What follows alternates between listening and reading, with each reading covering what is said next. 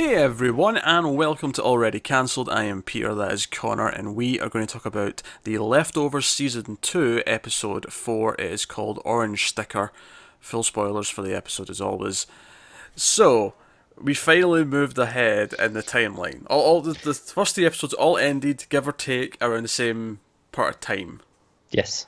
And then this one, to be fair, the opening scene actually did start during the earthquake. It did. I was like, oh god, we're back again. And I actually had a little joke to myself just for a second, like, what if this entire episode takes place from Noah's perspective over the course of like 3 hours and we still don't move ahead? Or alternatively, you could have done Nora's and Kevin's stuff. We could have seen what happened to Kevin. Oh, you mean when he's blacked out? Yeah, we could have done. Maybe, I've never done that before. I'm not saying it's not going to happen. But I feel like it might at some point just to shake things up. Possibly, but at least so far that's never happened. So I never considered that as an option. Now, you had speculated a couple of things in the last review. Well, not the last review, but the last one we had with Kevin. Obviously, the last one that was all of the characters. 2. Yeah. About him asking Patty for information. Now, that didn't happen. He never actually goes to her. We did get his first interaction with her. But it was very much not it wasn't going for help or anything like that. It was pure rage. It was, turn around, shut the hell up, leave me alone. Was that. But they did establish that she is aware of what's been happening when he's not, when he's the other self, when he's Doppelkev. They set up, and I actually thought it was really smart how they set it up. Because he's not listening to her, and he's looking for his phone, and she's just doing warmer, colder, and he's not listening to her, but he's still kind of going along with the advice, just in case. It's almost hard not to, and then sure enough he finds it exactly where she's says it is, and it's like, oh, so, and I thought at this point he still may ask for information later, because what this did is it proved to him that she might have information. Because before, you didn't necessarily know that she would have. But this is no. She's aware of things that happen. And if she's in his head, it makes sense, because it's all in his head. Right. But she does seem to have knowledge as well. Right after that point where he finds the phone, she says, don't get in that car. I'm like, what car? Yeah, that's predictive. Obviously, later on, when she's talking about her husband, which was a very funny story, of course, I think the line, I was married to him for 15 years and he never once asked for me to take a shit on him.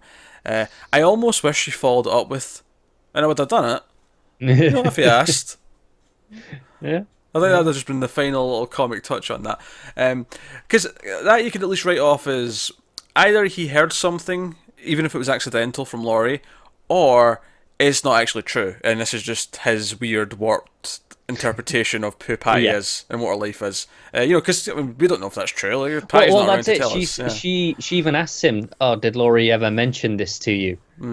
And he obviously at this point he's not answering her. So maybe she did. Maybe she did, or maybe it is just completely made up. We have no way of knowing.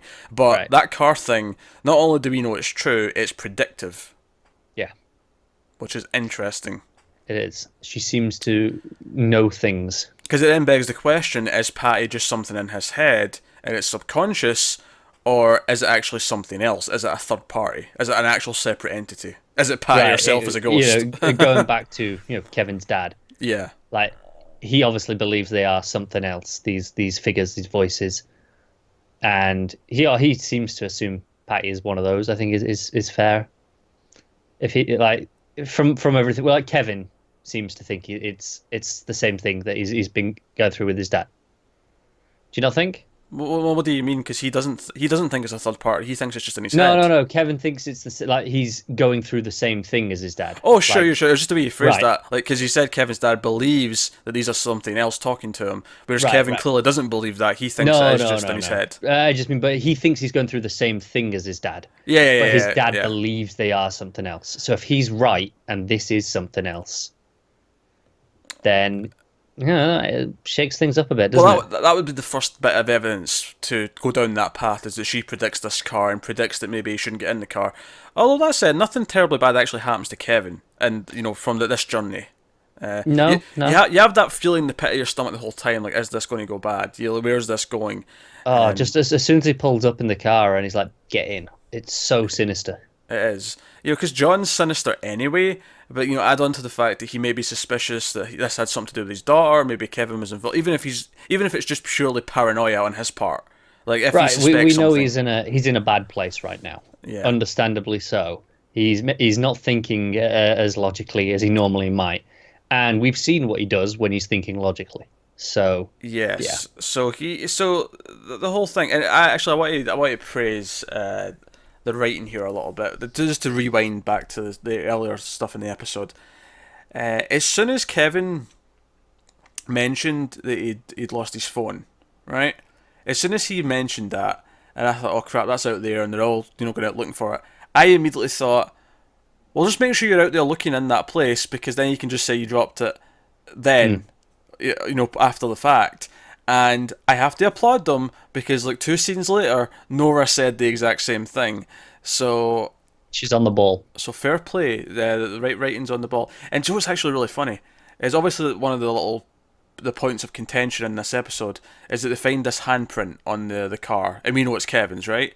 I remember in episode 2 when we had that scene, I don't think I ever mentioned it in the review because I think I'd forgotten about it when we were talking, because when we were talking about the themes and stuff of the episode, it never felt like a big point. But I remember vividly watching that scene and going, "Oh, that was stupid! Don't put your hand on the car." Yeah. Not necessarily because I thought he would be blamed for them going missing, but just because, like, it's evidence. Yeah, it places him there, Yeah. and obviously we've seen what John's like, and you don't want any potential reason for him to suspect you. So again, I have to praise it. Like, I had a thought, like, oh, and then it seemed to like not be a big deal, at least in that scene, which admittedly wasn't much more in it, but it wasn't like they noticed the handprint on the car. But it was this episode where he looks over and he sees the handprint, and it even cuts back for a second to show you that's where it was. Yeah. That was him. And I'm like, oh, great. So again, it's taking things that I'm thinking about and it's putting them on the screen. It's bringing them up, and it didn't really have to. Like, I think both of these they could have just not done anything with, and I wouldn't have been pissed. I wouldn't have felt like, oh, Right. you're missing something obvious. Especially as ultimately neither of them, at least as of right now, go anywhere. Obviously, the phone does in as much as that he's still out there late at night, and so it leads to the journey with John in the car. Oh, sure. It leads to plot in that sense, but like they could have had him. They could have easily written another reason why he was sticking around to look, or Right. anything. But they chose to do it that way. And then again with the handprint, which obviously will lead to something later. But at least had they never brought this up again, had they never said, "Oh, his handprint's on there," I would never have felt like they'd cheated, or like it just wouldn't have been a consideration. Yeah, That's it fine. probably wouldn't have been a big deal if they hadn't done Yeah. bothered with it. But it's nice to know they're paying attention to the details, that they're thinking about these things. Yeah. I love the opening of the episode. Nora being terrified that Kevin might have departed, that it may have happened again, because she runs out, she sees the truck still there, she sees a dog running around, and obviously we've had a lot of stuff over the course of the show with when the departure. Departure.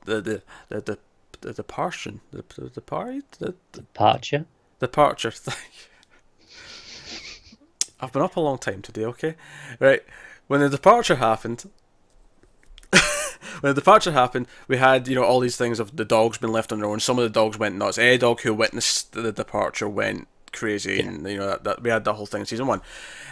So she sees the dog running with the leash is on, but there's no person with it, which is just purely coincidental, right?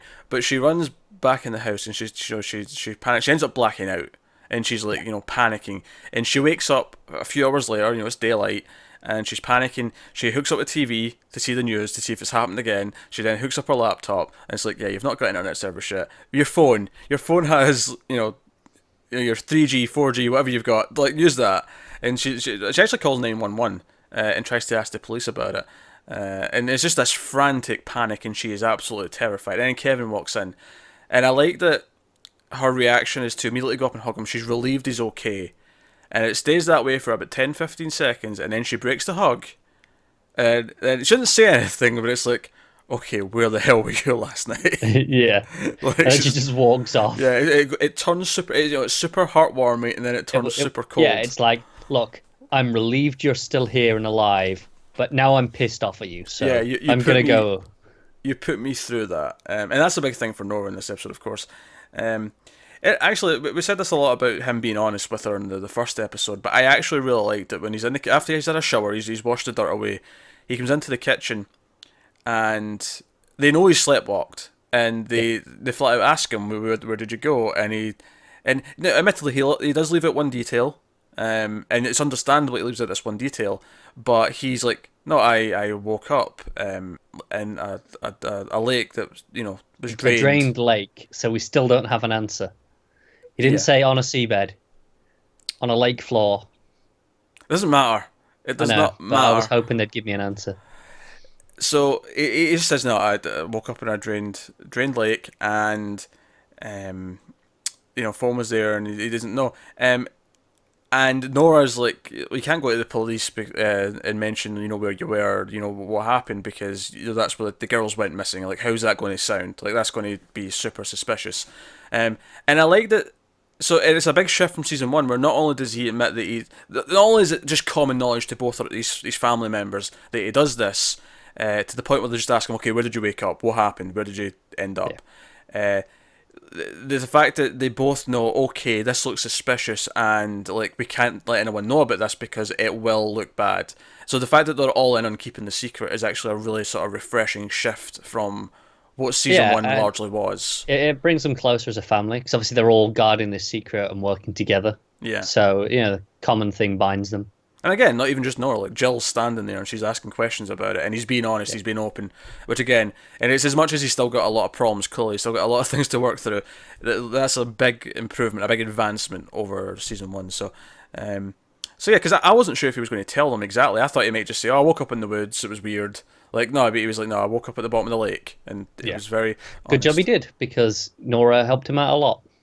Actually, yes, she did. She came up with a lot of good ideas to the point where he's really smart. And then it's funny because I said that I had the idea about saying you just dropped your phone while she were out helping look for her, and then Nora says that, and he goes, "Oh, that's pretty effing smart." I'm like, "Thanks, Kevin. Thank you very much. You're welcome." Dear. So yeah, they go out and they help look and all the rest of it, and they don't really find anything else. And let's say, so Kevin ends up staying out to try and find his phone. That's when the whole thing with Patty's going down. She's sort of goading him throughout the episode, and it turns out John's actually taking him to Isaac, who is the guy, the psychic or the fortune teller, maybe we call him, from the first episode. Yeah. The house that he burned down, obviously, because he drives out of town, and he gets to this motel, and he whips out his baseball bat, and one of my favorite lines in this episode might be when, like, 'cause Kevin sees the baseball bat, he's like, whoa, what's going on here? Why have you brought me here? What's happening? Well, who's in here? Why are you doing this? What? And he's like, oh, like, I think he's involved. I think he might. He said something bad was going to happen to my daughter, and now she's gone, and blah blah blah. He's like, well, why do you think he's doing this? Why? He's like, I might have burned down his house. Let's go. The way he just nonchalantly says, I might have burned down his house. Yeah, it's so good. And honestly, because it kind of leads to, like, one of the big things here is that I did not expect any of this information to get to Kevin in this fashion. Because by the end of this episode, not only has he heard that, he's spoken to John's wife, and she's like, "Oh yeah, usually just warns people, but this is a new thing. He's burned down the house," and it's very matter of fact. There's no hint of guilt or hint of like, "Oh, maybe he shouldn't have done that." It's very there's no judgment to it. It's just Yeah. this is the situation. And he usually hears all this, and of course Kevin brings up that he's a cop to try and calm him down. So let me go and I've interrogated people. Let me go and talk to him. I'll know if he's bullshitting. Let me do this. Which is when we get the Patty story about the shit, what's the word for it? Scat. I believe that's the term. Sounds familiar. Yeah. That's the term for sexual activity with excrement. I'm quite proud that I'm not an expert on it, to be honest. So Yeah, it does. It sounds vaguely familiar. I'm sure that is probably right, but I don't know enough to be sure. just glance at that folder in the bottom corner of your computer. I What does that say? think you're right.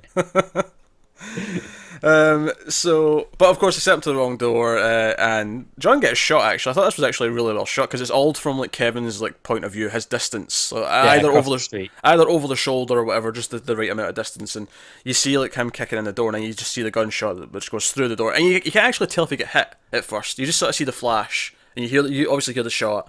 He goes in, and you're not really sure, but once he gets in, of course, he pulls him off, and he's got the Yeah. wind, and all the rest of it. So. Very, very sort of just very well handled. I thought, just in terms of the suspense, I suppose, if you will. Yeah, There's and it's all in character. Like Kevin trying to calm down, do the mature thing makes sense, but John, yeah, it felt a bit easy when he gave in so easily. But obviously, it being a ploy, so he could go off and do it without Kevin interfering, was smart. Oh, you mean before? Oh, yeah, sure, yeah, obviously. Yeah, just like the whole thing, like, Yeah. because I wasn't sure. At first, I was like, this seemed too easy. Yeah, but he was Like, tricking him because Kevin knocks on the door and it's just this random woman who's like, "Who the hell are you?" Who's Yeah, Isaac? What? yeah, and then you hear it, and then like I say, because then we're over with Kevin. We're too far away to see clearly, but you get what's happening. Yeah. Oh, yeah. You immediately, as soon as you hear the banging, like you get, okay, he sent him to the wrong door, and Yeah. and and I get, and obviously at this point John's shot, so like obviously he does kind of give up ultimately because he's been shot. Not at first though, he's still trying to fight while he's been shot, and he's sort of like obviously I think there's the shock of being hit. He doesn't even notice he's been shot at Yeah, first, that, and that then adrenaline's pumping. yeah, but then obviously once you calm down a little bit and you're in the pain, and like, and there was a lot of interesting stuff sort of before and after this scene when they're in the truck, Mm.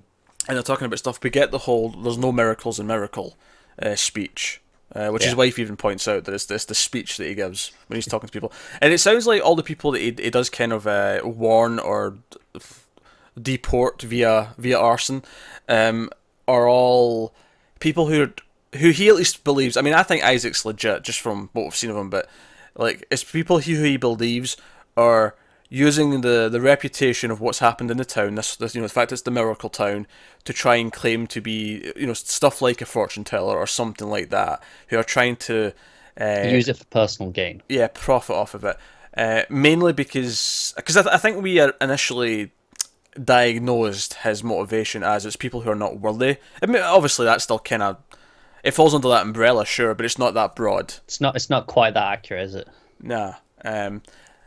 I mean, that said, the fact that it's still considered his job, and he was like immediately checking out the Garveys like on day one because he like has to know, like, is there anything wrong with these people? That does certainly imply that he is maybe overly ambitious. He takes his job very seriously, doesn't he? Yeah, yeah. So makes me wonder how long they've been doing it actually, because if there's only 9,000 plus people in the town, you would think that and when we saw him like at that meeting in the first episode, it seems like there's 5 or 6 of the guys who do this. Sure, I mean it's been a few years. Like theoretically, they could have gotten through most of the population in that time. They could, but I guess they just stay vigilant in case new people pop up. I mean, obviously, one we got houses Hey. do go up for sale. Oh, wait a minute, hold on. Yeah, houses got up sale, but people don't just pop up in this town. It's been Well, very no, well no, no. established that it takes a bit of effort to get in. I don't mean pop up as in that sense. I mean as in if they start being controversial, I guess would be the Okay, word. right, okay. Yeah, they get... Yeah, they could seem normal at first, but then they get ideas and start doing things. They get inventive. Okay, sure. Yeah. Okay, I can see it. What I think is interesting actually is that I think this episode, despite the fact that obviously for the initial truck ride, before we realised what he was doing, he was still very intimidating. There was that kind of like, and this wasn't the same like behind the smile, because obviously he's even in the front, if you will, he's still very sort of upset because his daughter's missing. Like he's got a reason to be upset. But I think in the second half, it really humanises him a little bit more, because as much as what he did was still wrong, and as much as like I disagree with like what he's doing, I understand him a little bit better, and he feels like more of a human being, because it seems like he is like maybe not trusting Kevin, but he does seem to be including him in what he's He's what giving he's him doing. a chance, isn't he? Yeah, like He's because kind of a fair man in that sense. because he makes him come in the truck, like we say, like Patty said, don't get in the truck, and Kevin tries to get out of it. He tries to sort of, no, I'm going to stay around, and he's like, no, get in the truck, and it's like he kind of forces it. He forces him to go with him. So why Kevin? Why not one of his buddies that he works with all the time? but he takes Kevin. So I think that is him forcing whatnot. So he takes him to. Luckily, John's wife, of course, is a doctor, and that's how we deal with the old bullet. And it's after this where Kevin's like wandering out into the street, into the main square. By the way, that building in the main square of the town, really colourful. It is, isn't it? Every time I see it, I'm like, it looks like a building that I expect to see maybe, maybe in like Japan or something like that, because it's so colourful. It just has that kind of. It does not. Yeah, I get what you're saying. It doesn't look like an American building. I guess is what I'm getting at. Especially now, they're in like what, Texas? It's definitely not what I associate with Texas in my mind. No. So he's out in the streets in the middle of the night, and Patty's still goading him, and he eventually turns around. And obviously there was a hint earlier on when she's talking about what he was doing, at the bottom of the lake with the cinder block, because she's like, oh, you left that part out, you didn't tell him about the cinder block, because they might draw conclusions. And to hear, like, he turns around, he screams at her, F you, blah, blah, blah, blah, and because she flat out says, you tried to kill yourself. Yeah. In fact, my favourite exchange probably the whole episode is, I love my family, and then she says, people who love their families don't try to kill themselves. And it's funny because we even speculated at the end of the episode too. We were like, oh well, what if there was an intervention, like the lake drained to save his life? And she kind of mentions that, doesn't she? And Patty even says that. So again, things we kind of thought of, the show is bringing up. The show is, it's really, it's not ahead of us. Well, I mean, it is ahead of us because they had to write it all first. But it's, it's like, it's very smart. It sounds like a criticism of the last, but it's doing what you expect because it's ticking the boxes in the sense where it's like, these are things that you should be thinking, so we're going to address them. So it's what you expect in that sense. I don't think expect's the right word. I feel like expect's more of a plot thing, whereas this is more like you say, it's doing a really good job of making you think the things that it wants to think. Yeah. And therefore, or at the very least, it's giving you the things that you're getting to the same conclusions that the writers were getting to as they were writing the episodes. Right, it's giving you all the pieces to get to there, which is fair, because I think sometimes there's a problem where, not in this show necessarily, but often there is a problem where they give you a conclusion and then the pieces weren't there for you to have got there with them until you've been told. There's a reason why I want to make this distinction between you saying expecting. I don't think expecting, because expecting sounds predictable, and I think this show is anything but predictable. Right, yeah. I don't think it's predictable. I think it's just... Because let's be honest here, there's a couple of key ideas that have been brought up that we've mentioned that we thought of, and then the show kind of acknowledged those things. Yes. But it didn't necessarily do the exact thing that I thought it would with some of them. And it wasn't even like I was predicting things that I thought, oh, this is what they're going to do with this. I just had a thought when I was watching the episode. I thought, oh, he could do that to get around the whole phone being at the crime scene thing. And sure enough, another character brings it up. And it's just, it keeps... Oh, good job. Yeah. Lindelof gets a lot of shit, but you know what? Yeah, I don't get it. Yeah.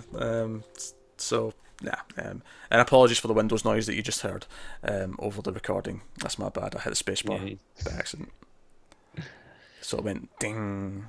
Yeah, well, what can you do? So this is when he finally starts talking to her, and he ends up sitting there on the curb like a madman. Like he's like upset, he's pondering, because like as soon as she says that line, like people who love their families don't try to kill themselves, and it's like you wanted to leave. You maybe not consciously, because clearly this is your doppel Kevin self that's doing this. Like it's obviously a subconscious thing. It's something deep down within you, but there is part of you who just wants to like get out of this. And doesn't want to try. And there's that line that says, well, there's two types of people that try and kill themselves. There's the people who do it because they want attention, and then she goes, oh, there's the people who do it because they mean it, because they want to die, and that's you and me.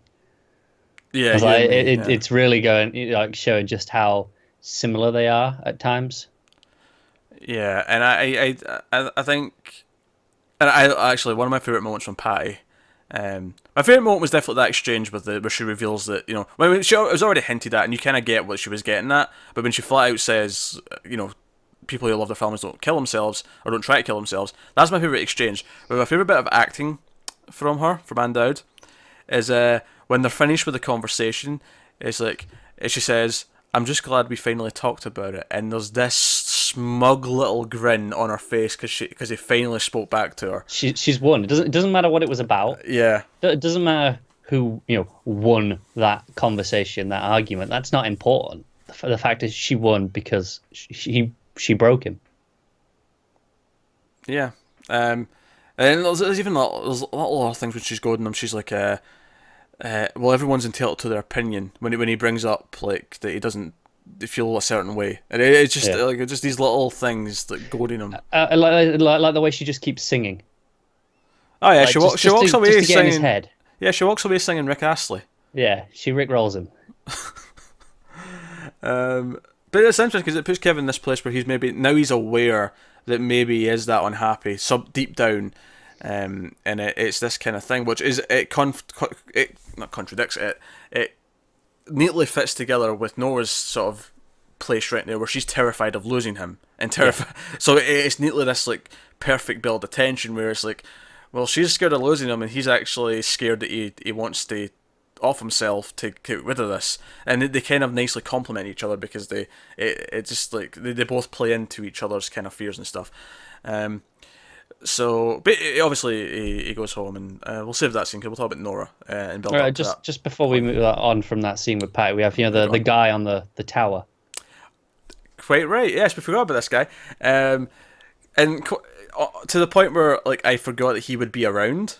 Because of course he's been up in that podium in the centre of town, and it's as Patty's walking away, he just shouts down, "Who's your friend?" And I think there's multiple ways you can read this. Yeah, there's two obvious ways, I think. Yeah. Obvious number one, he actually sees her. Yep. Which is its own like boat of questions. Which obviously might explain why he's on display on a podium. Maybe he's special. Yeah. But option number two is that he just sees this guy talking to himself, and he's asking. It's just his way of phrasing, "Who are you talking to?" He's like, "Oh, who's your friend?" Yeah, they're the two options, and obviously one is far more interesting than the other. But and it's possible. Like I said, we don't know quite why he's on that podium yet. And again, if she is actually there, like if she is a real entity, why couldn't someone else see her? So flipping over to Nora, obviously we talked about the opening scene with her being terrified, and it kind of boils on. She sees Matt with like a prayer group at the search for the girls when she's out helping, which she joins for a second, and then when she sees them all like talking about, it's all about the numbers. Oh, we are the 9,000 this, we are the 9,000 that, and she kind of breaks away, and like she goes to the episode and she becomes concerned. Like she has this great scene where she goes and sees Matt in the middle of the night. Before she gets there though, she encounters Virgil, who we've seen before. We've seen Michael go and see him at one point. Yeah. We've seen him, and he seems to have something going on as well, because he comes in. Nora's forgotten her wallet. She's getting some booze because she's can't take it. There's too much going on, and he offers to pay for it. He's like, "I'll put it in my tab, it's fine." And he's very friendly, and he's just friendly new neighbour and seems quite nice. And I actually still believe his intentions are completely nice. It's just, but obviously it gets weird because then he just randomly drops the line, "Apologies for your loss." Yeah. And she's just like, "Wait, what?" And I'm leaning to the side that he's referring to her family who departed, and somehow he knows. That's the conclusion I got as well. Yeah. Rather than it being a predictive thing, or rather it being like a confusion thing where he thinks it's someone else, it feels like that's what he meant by it. It was a weird way to say it, but yeah, I think that's what it was too. Because that look of, she's obviously thinking about it a lot at the minute. Is she safe or not? And then this is going on. She's like, "Oh, we're not safe here." So her family disappearing is presumably on her mind a lot because she's worried about her new family disappearing. Yeah, I mean that's the whole start of the whole episode. She's worried Kevin's disappeared. Right, exactly. So this here, I think, is very clearly just indicating that to me. Because that look on her face is like, how do you know? Maybe it's like because she's thinking about it, or maybe he just knows. I mean, it seems to be something more than just he happens to know who she is. Like it's not just. I mean, she's not big enough that. I mean, everyone in the town she was in knew her because she was like the one who lost her whole family. So she became. But that wouldn't be a big national thing. Like, yeah, definitely not. There'd be people all over the place that were in that position. Like, there's no way it would be. So And the person working at the store says, "Oh, come on, Virgil! I told you if you want to come in here and buy stuff, you can't start doing this stuff." So it makes it sound like this is a constant thing where he'll either know something or he'll, I'm not even sure how to read that, but there's something more to him. Yeah, I sort of took it as he just knows things with people, and he keeps saying things to people that he shouldn't know, and it's people are getting a bit unnerved by it. Yeah, I think that's maybe the most obvious kind of Yeah, thing to take from it. But obviously, we'll see more of him as it goes on. And she actually lets Jill drink some booze. She's like, "You're 18, right?" I was like, "I feel like you should know that, Nora. By this point, you've been with Kevin for at least several months at this point." yeah. And she's like, "Well, no, 17." It's like, close enough. She's a good attitude. And this bleeds into Jill's plot a little bit because Jill's been talking to Michael. Basically, it's like she wants the scene from the cheesy porno where he comes over to fix the sink, but she's too nervous to actually get the innuendo going. Yeah, pretty No, much. admittedly, his sisters just went missing, so it's not the right time. I agree. Right, just before anyone comments saying She's starting early so that when he's a bit better. she was eyeing him up like a piece of meat though. Like she was. Those eyes were like just like that's all I was getting from that scene. But and of course one of the things that he brings up is that he isn't out looking for her, and he seems to all implies, and she confirms it later when she's talking to Nora, that he believes she's departed, that his sister's departed, and there's no point to look for her, which is interesting because obviously we're talking about like could this happen again. We've brought that idea up, but the thing is, I think whenever we thought of it happening again, it was going to be another global event. Like it'll be another thing Right. where it's millions of people. It'll be 1 in 5 people, 1 in 10 people, whatever it is. In fact, it was less than that before. It was 2%. So 2%, but still, that's enough for it to be noticeable. Everyone, it's on the news, all these things. So the idea that it could happen to just one person is kind of Right. skeptical, and I think we feel that way. I think Nora definitely feels that way because Nora tells this great story when she was working, checking the insurance claims, and someone tried to be like a one-off departure after the fact, and it was this husband who left his wife and left the dog sitting there with the leash, and she ended up finding him in another place, and it's like it shows how cynical she's gotten where. It's like, as much as she's terrified of it happening again, does have this cynical, logical side to her where it's like, but no, like this, everyone just got this scapegoat. Like, everyone just got this thing they can exploit. Right. Do you know, I have a question about Michael. Go on. Like how you said, like he's very convinced of what's happened. He just knows. Yeah. And obviously, we saw he'd been and seen Virgil. He was interested. He was nice to the guy on the podium. Mm-hmm. Do you think he's kind of one of them, so to speak? He's got some sort of gift. Maybe, because when he's talking about, because when she first asked him, his response is actually, well, whenever I talk about this to people like you, you look at me like I'm crazy, and she's like, people like me, and he basically responds with people who don't believe in God. And now you can take that as sort of face value, where it's just okay, just non-religious people. But it does kind of sound like, because he has such a specific belief here that something very specific's happened, that it feels like it's a bit more in depth than that. Right, and I think that would be a really interesting thread to go down, especially with John being who he is and being against what he is. Yeah, like his own son's actually one of these people, and it makes you think that maybe it's not a scam. Maybe all of these people who are starting to feel that they're getting maybe connections to. Maybe if it's just as simple as they have like an almost empathic feeling that something is going on, or right. Like, I'm not saying they're necessarily like, they're fully like psychic, but they're just some things that they just know. Maybe like Virgil, he knew that it's a good Nora point. Yes, now that you bring it up, yeah, we have a couple of examples in it. We have a guy in the podium. We don't know what he can do yet, but the fact that I'm just assuming that there's a reason that he's up there. Part of me just thinks he's a crazy hobo who's just getting free food from people. It's possible. On a podium. We have Virgil. We have Isaac, who's been run out of town. He's obviously the most extreme, at least from what we've seen, because he's actually used these abilities and he's predicting things.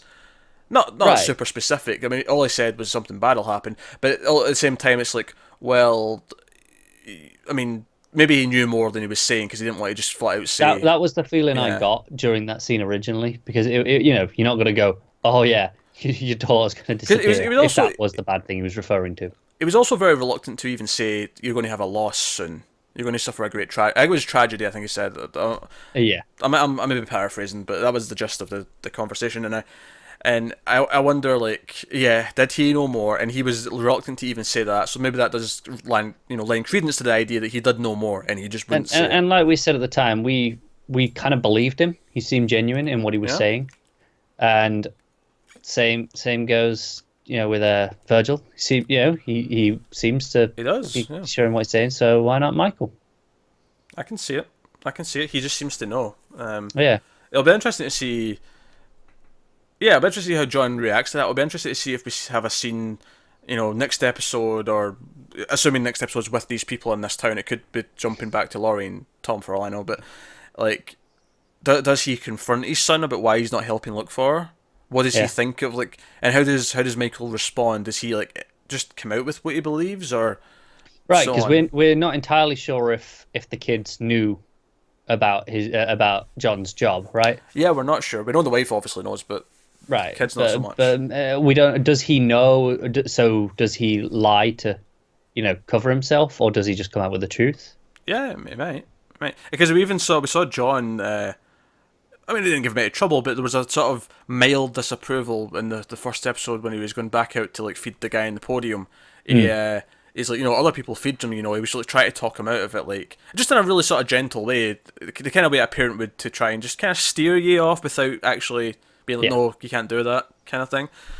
So maybe that adds a bit more credence that John's aware that his son might be toying with something. That's it. He seems to be, part of those people. Like he's in with them almost. Yeah, it's almost like a parent thinking their kid might be like I don't know.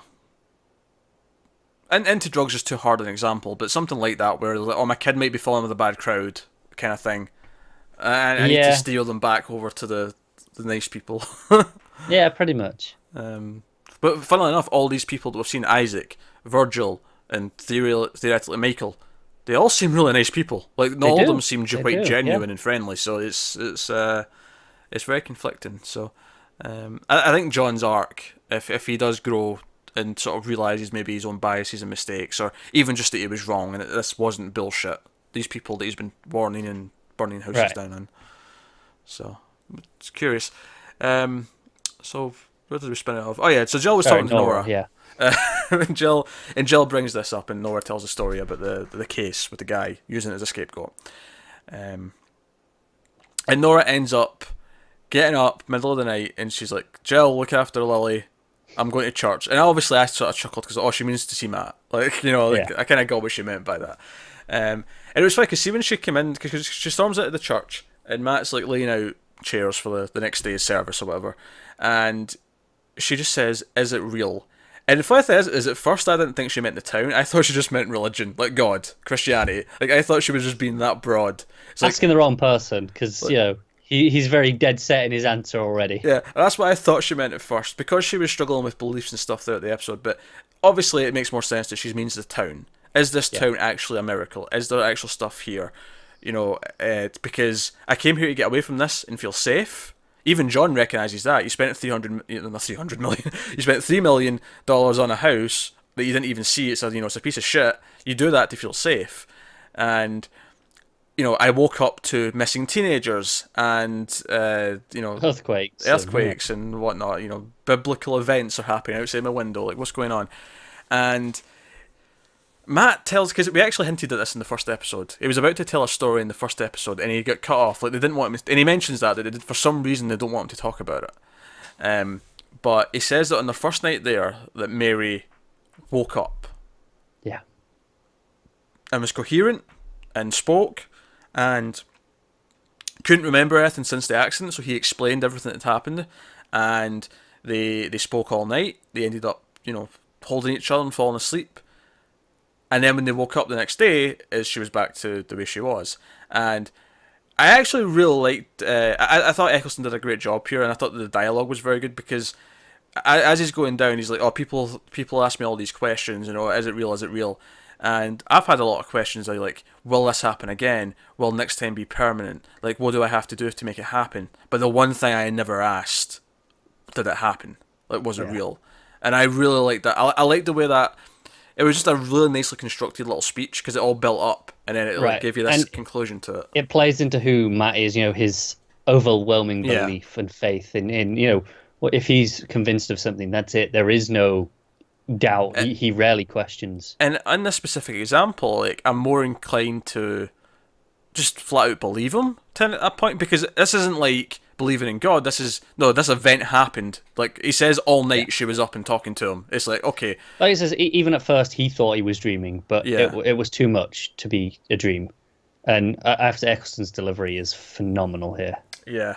So no, it was a great scene. And obviously, she. I don't think she's like. I think she's maybe a little comforted by it, but of course she comes up with this idea when Kevin comes home. Uh, like she asks, like, "Okay, did you find the phone?" And he's like, "Yeah," and she's like, and she kind of assures him. It's actually a really sweet moment where she's like, whatever happened to those girls, I know you had nothing to do with it. And he even like says thanks. Like he actually is appreciative that someone said that to him. Like that, Yeah. he was worried that maybe she did think that because she was acting kind of cold with him. Because there was that moment where she left in the truck, and he's like, "Are we okay?" And she's like, "Yeah, we're okay." And he's like, "I love you." And he's like, "Yeah, I love you too, Kevin." But it was like a really quick delivery of the "I love you" Yeah, back. it was like this doesn't feel okay. Nah, that's that. I mean, this is classic. The wife is mad at you 101. Like she says it's is, yeah. okay, but read between the lines. Read the eyes. Yeah. The eyes are important. Subtext is everything. And yeah, it's just like we're okay, but I can't wake up with you out the bed again. And she's like, I found these with a uniform. And I'm like, oh, she's getting kinky. She's got the handcuffs out, and he he agrees. He sort of leans in and he puts the handcuffs on. And again, I like the dialogue, really spot on. Like she holds up the handcuffs and says, "We're in this together, right?" And it's like, and that includes you sleepwalking. It includes that part of him. Yeah. And again, he accepts it. And as much as yes, he's still withholding two key pieces of information here: the cinder block, aka leading to secretly might want to commit suicide, and secondly, of course, Patty. And I actually think that'll be a very interesting scene should that take place this season, where he gets to a point either because he's scared enough that he needs to tell her, or he wants to be completely honest. Like he just decides that I can't lie about this anymore. Third option, she catches him talking to her. Yeah, that's kind of the obvious thing to happen, and I'm sure if they do that, it'll be handled well enough that I will have no complaints. Kind of the idea of it makes you groan a little bit, doesn't it? Yeah, because it feels like the obvious thing to do, where someone walks in the room and catches him speaking to someone, And I'm then sure there's the drama of why didn't you tell me? And I'm sure there'll be a couple of moments where maybe someone will almost catch him and they'll say, "Oh, who were you talking to?" And he's like, "Oh, yeah, I was just on the phone. on the phone or something like that." And that'll be fine. They sure do that. But I think for me, the idea that he just wants to tell her at some point, what drives him to it? What event causes More interesting, the isn't it? need to tell her that? And that said, as much as we're saying, okay, the catching him talking is the most sort of boring. The one thing this show, again, has not been doing is doing the predictable thing, and at least if it does the predictable thing, it'll do it in a way that we can never have expected, where it'll give us these extra, tangents on it, these extra side Right, views. it's always more interesting than it should be on face value. Yeah, so I don't worry about how they're going to handle it, certainly. No, me either. But I'm really fascinated to see that. And again, it's really sweet when they're sort of lying in bed. They're just kind of snuggling. It's a very kind of like it's not a romantic snuggle. It's a snuggle of we've had a really bad day. I just need to hold you, and just like he's almost like nestling his head into her like a baby. Like just hold me. Like I've had a really bad day. Someone got shot. I woke up with a cinder block to my leg. I might be suicidal. He's having a bad day. That's it. I think even though he's a hero, he's still kind of a flawed person overall. Like you say, there's these things he's still on talent, and he's so caught up in his own thing. Like he's clearly taking precedence over self-preservation, over finding the girls, like finding the phone, worrying about the print. When Patty says to him, it's like, oh, they just disappeared because you didn't even bother to ask. Like he knows he could have asked, but he chose not to. Or just he didn't think of it because he's so wrapped up in his own worries. Because she says earlier on, I know what happened to those girls, by the way, and then it's later on she drops that line about, you didn't ask, but they did just vanish. and we're like, oh, we don't know if we believe her or whatever. Like maybe they did, maybe they didn't. I've got more on that later when we talk about some other scenes, but like that's it. I wouldn't criticize him as being flawed for not looking for the girls. I don't think that's necessarily his. Like he shouldn't feel. I don't feel like he should be compelled to do so. No, but I think it feels a little bit shady. You know, going out there and presenting that you're helping, but really he's just trying to make sure he's not incriminated, even though he didn't do anything wrong. He's just kind of covering himself still. It's kind of selfish. I don't really agree. I feel like anyone in this situation, like, they would do that first. I don't. Like I said, once he's got the phone, sure, but then you know when he could have asked Patty, like, what happened? He has no reason to doubt that she knows because he's got this idea that she does know. You know, why would he care though? He's woken up. He's blacked out. He's woken up in this seabed, almost killed himself. He's got a voice talking to him. He has enough shit going on. I don't think he needs to care. But I think I don't know. I just feel like if three teenage girls disappeared. I think, especially if it, you know, your neighbor, you want to feel your whole thing in the minute is you want your family to feel safe. Would you not want to know what happened, even just for your own sake? Well, clearly not. I think he's got too much on his mind. Like he doesn't show concern for that necessarily. I mean, there's a couple of moments where he does say sorry to the other parents, and I believe him when he says it. I don't think he's being dishonest about it. I think he cares at least that much. But I think in terms of being proactive about it, no, he's got other things on his plate. He's going crazy, or at least he thinks he's going crazy. It seems like he's going crazy because he's talking to Patty. He might well be going crazy. Yeah. No, because I agreed with what you were saying until you said it was because he was being selfish because he wasn't looking for the girls. I don't think that's selfish at all. I completely disagree with that. I think he's being selfish, but not about that. Okay. I think he's being selfish because he seems to be completely not even noticing what Nora's going through. That's where I think he's being selfish. There's that too as well, yeah. No, that's the main thing. The girls' things, whatever. Like, I don't feel like he should feel compelled to be the one who should be looking for these girls necessarily. Like I say, I don't think he should be compelled, but I feel like if you're at the scene, you're there presenting that you're helping, but then you're actually not. It kind of feels selfish to me. Yeah, but he's still looking around. He still might find something. It's not like he's the only one down there looking in that area. No, but I don't know. It feels like it was. So to me, it felt that way. I do think that, you know, had he not woken up in the ditch the night before and been worried about his phone, he probably would have went along and helped anyway. Like, I don't think he would have said no to the cop asking to, you know, bring a truck because you've got a winch and yeah, of course. we can really do stuff. I think he would have been genuinely helping, but he's just got other things that need to be done. All right.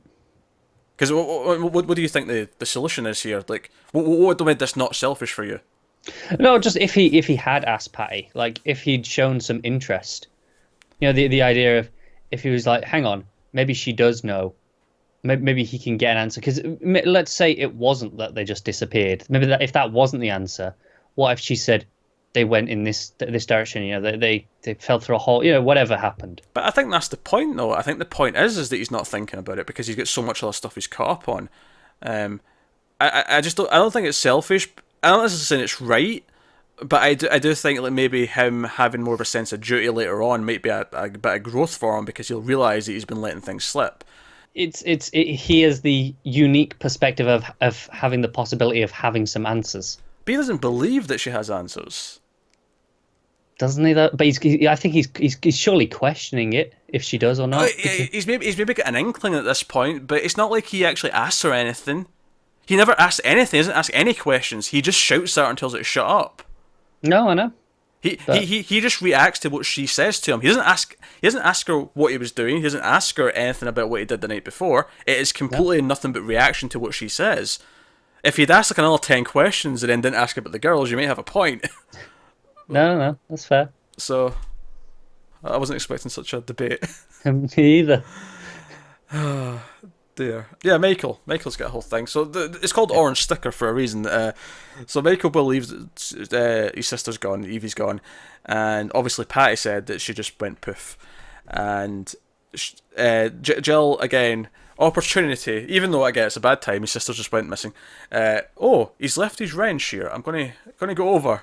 The good neighbour I am. It's such an obvious excuse to see him, isn't it? Yeah, I'm going to leave my infant little sister in the house alone. I mean, she's got a baby monitor strapped to her belt like she's like a cop with a radio. It's quite funny. But she's like, oh, I'll take the wrench over. And she asks about this sticker that they've got in the house. And it was basically, because she says she had one in her house as well. And it's basically the government or the army or whatever came in to confirm that no one actually disappeared on the departure. And that's what that meant. It was like verified, yeah, they're telling the truth. Everyone's still here. Yeah, that's it. Just to say, yeah, everyone's still in this house. And obviously whoever was living in their house before, but had that sticker there for them. Yeah. And that's the thing. So at the end of the episode, when everyone's sleeping, like Jill wakes up and she hears this noise coming from outside, and she goes outside, and we get this really nice like 360 shot where it sort of goes around the whole street, and then finally lands on Michael on his porch, and he's scraping off the sticker, because of course he believes now that there has been a departure, that someone has gone. And what's funny is that it's same as well. John said everything's about to change. Like this is this event's changing things, and it does bring this interesting question. So, I mean, part of me does think that there's still somehow the girls are going to show up at some point, but assuming they don't, at least thematically at this point, the show is very much in the camp of no, we've just had another little departure, just 3 people, but it seems to have happened. Yeah, the bit that's kind of throwing me off is that scene that we had of them running naked through the woods In the first episode, yeah. Yeah, like, where does that fit in if they did just vanish? Yeah, part of me was thinking, 'cause I think I said this actually, when she had that whole seizure sort of moment where she blanked out, I was like, is she going to like maybe like Kevin, where she like goes off and does things in like a different personality when she's like blacked out or whatever? It'd be a bit weird if all 3 of like her and her 2 friends all did this together, but I just wonder if like that maybe plays into it somehow, or they've also planted the seeds that some people fake this. That's true. Like it's possible, isn't it? And the funny thing is, like in the first episode, Evie seems to have a pretty pleasant, normal life. She's in the choir. Everyone seems to like her. She's friendly with everyone, including the guy at the lake that she spoke to. Yeah, but you remember, like, she's on medication. She doesn't seem to want to be taking her medication because she keeps getting reminded. Like, her mum's like constantly, like, she really needs to keep taking it. Which, admittedly, it's a big leap to say that's enough to make her wanting to just vanish from her family. But it is, but you just don't know, do you? But that could be the first hint. That could be the first hint of something else, though. It could be the first hint of something more. But that's it. You say, oh, that's a big leap to why she did it. But that goes back to when Jill asked Nora, why did that guy do it? And he's like, because he'd been given an excuse to, basically. What more? There wasn't that much more to it as far as she was concerned. It was the best excuse he could possibly ever have had was given to him, so he took it. Yeah, I mean, obviously there's more to it than that, though. Right. Like he must have had, maybe if he even didn't think about it, once he realised he could get away with it, there must be a reason why he'd want to get away with it. Of course. But just the idea that as far as for some people, the fact that they can, that's enough to then make them think about it and then do it. So, no. Obviously we spoke long time on this one. I thought it was, again, another great episode. I feel like it went in places, it introduced new ideas. I feel like, once again, comparing to season 1, this has been another, like, I don't think there's been a single episode so far here out of these 4. They've all felt focused, they've all felt tight, they've all introduced new ideas, they've all built on each other. And I'm into it. Certainly, as much as, like, obviously we're not going to maybe some of the highs at the end of season 1 had, it certainly feels like immediately this is way more consistent and way more tight. Definitely. I'm going to say again, though, still a lot of source music, and it feels jarring. I don't know if you noticed it this time after I mentioned it last episode. I noticed one at the end. There was a couple throughout. I think like 3 times in this episode that it happened. I don't really care, though. No, I mean, I feel like I'm missing having a lot of new score instead. It feels like they're covering up to me still. I don't really feel that, though, because I feel like, because season 1 only had like 3 or 4 themes that just kept going back to, and like 3 of them play in this episode. We got a lot more of no, it's true. The regular score in this one than we had in the last few, so I have nothing to complain about. I'm good. That's fair enough. So no, there you go. That's Leftovers episode 4, season 2. So let us know what you thought of this one in the comments below. Like, subscribe, all that stuff. Get us on Twitter at mailed_fudge for channel updates. Individual Twitters are on the screen. If you want to support the channel, head over to patreon.com/mailfudgetv. You can get some bonuses over there, including these leftover reviews a week early, which is interesting because the first one, at the time of recording, the first one just went up public on YouTube a few days ago, because obviously that's a week behind, and it's interesting, like, a couple of comments on that one now, and it's just weird because we're already a couple ahead usually of the public one. It's kind of funny, like, it's just because this weird time displacement where the comment is if we're just talking about this one, but we're already a little bit ahead when I'm reading the comments. It's kind of weird, but no, so good stuff. Anyway, so that is us. That said, don't refrain from commenting. It's just weird. And of course, reading perspective. No mention of Australia in this episode, so a little bit disappointed there. Good. The less Australia and the rest of this show, the better. I thought you were just a blanket statement. The less Australia, the better. What I said wasn't offensive to anyone. What you said was very offensive to a lot of people. I said that's what I thought you were going to say. All right. No. In the show. Trust me, if I was going to say blanket, the less of this country, the better. There's options I'd be picking before I get to Australia. Wales. I don't know. They're so inoffensive. Exactly. No one miss them. But I have no grudge though either. They just exist. I'm indifferent. Fair enough. They're there. They are, unfortunately. They're like a rug that you never noticed you step on, but they're still there. Yeah, it's a good analogy. Any Welsh viewers watching, I do apologise. I'm so sorry. Feel free to make fun of us in the comments. I give you full permission to do so, especially Connor. Look at him with that ginger chin curtain. Thank you for watching, guys. We'll see you next time.